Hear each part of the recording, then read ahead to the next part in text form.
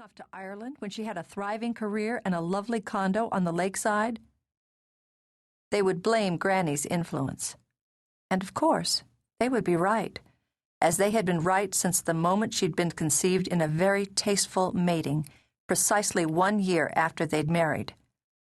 Though she didn't care to imagine it, Jude was certain that her parents' lovemaking was always very tasteful and precise, rather like the well-choreographed and traditional ballets they both so enjoyed. And what was she doing, sitting in a leased Volvo that had its stupid wheel on the stupid wrong side of the car and thinking about her parents having sex? All she could do was press her fingers to her eyes until the image faded away. This, she told herself, was just the sort of thing that happened when you went crazy. She took a deep breath, then another. Oxygen to clear and calm the brain. As she saw it, she now had 2 choices. She could drag her suitcases out of the car, go inside the Dublin airport, and turn the keys back into the leasing agent with the carrot-red hair and the mile-wide smile, and book a flight home. Of course, she had no job. She could live off her stock portfolio very nicely for quite some time, thank you. She also no longer had a condo, as she rented it to that nice couple for the next 6 months. But if she did go home, she could stay with Granny for a while. And Granny would look at her with those beautiful, faded blue eyes full of disappointment. "Jude, darling, you always get right to the edge of your heart's desire. Why is it you can never take that last step over?" I don't know.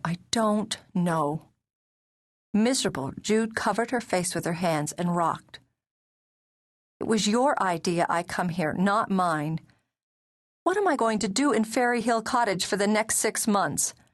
I don't even know how to drive this damn car." She was 1 sob away from a crying jag.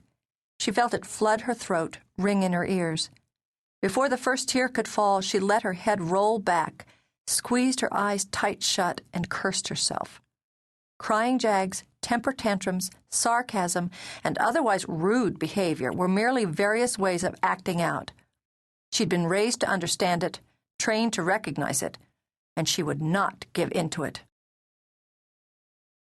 On to the next stage, Jude, you pathetic idiot. Talking to yourself, crying in Volvos, too indecisive, too goddamn paralyzed to turn on the ignition and just go. She huffed out another breath, straightened her shoulders. "Second choice," she muttered. "Finish what you started." She turned the key, and sending up a little prayer that she wouldn't kill or maim anyone, including herself, on the drive, eased the car out of park. She sang, mostly to keep herself from screaming every time she came to one of the circles on the highway that the Irish cheerfully called roundabouts. Her brain would fizzle. She'd forget her left from her right, visualize plowing the Volvo into 6 innocent bystanders, and belt out whatever tune jumped into her terrified brain. On the route south from Dublin to Waterford County, she shouted show tunes, roared out Irish pub songs, and at a narrow escape outside the town of Carlow, screeched out the chorus of Brown Sugar, loud enough to make Mick Jagger wince. After that, it calmed down a bit. Perhaps the gods of the traveler had been shocked enough by the noise to step back and stop throwing other cars in her path. Maybe it was the influence of the ubiquitous shrines to the Blessed Virgin that populated the roadside. In either case, the driving smoothed out, and Jude began, almost, to enjoy herself.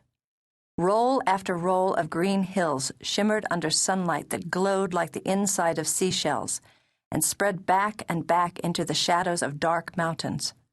The hulk of them rambled against a sky layered with smoky clouds and pearly light that belonged in paintings rather than in reality. Paintings, she thought, as her mind wandered, so beautifully rendered that when you looked at them long enough, you felt yourself slipping right into them, melting into the colors and shapes and the scene that some master had created out of his own brilliance. That was what she saw when she dared take her eyes off the road. Brilliance. And a terrible, stunning beauty that ripped the heart even as it soothed it again. Green, impossibly green. The fields were broken by rambling walls of rough hedges or lines of stunted trees.